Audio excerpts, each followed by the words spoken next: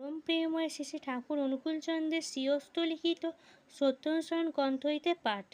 একটা চাইতে গিয়ে 10টা চেয়ে বসো না, একেরই যাতে চরম হয় তাই করো, সকলগুলিই পাবে।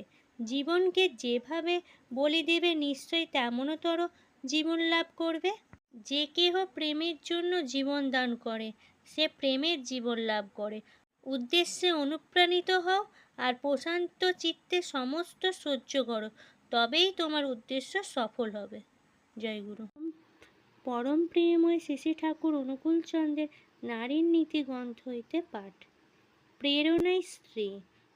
নজর রাখিও তোমার স্বামী যেন তোমাতে সুস্থ, স্বস্থ ও প্রেরণাপুষ্ট থাকিতে পারেন, কিন্তু তোমাতে মূঢ় ও সমাহিত না হন।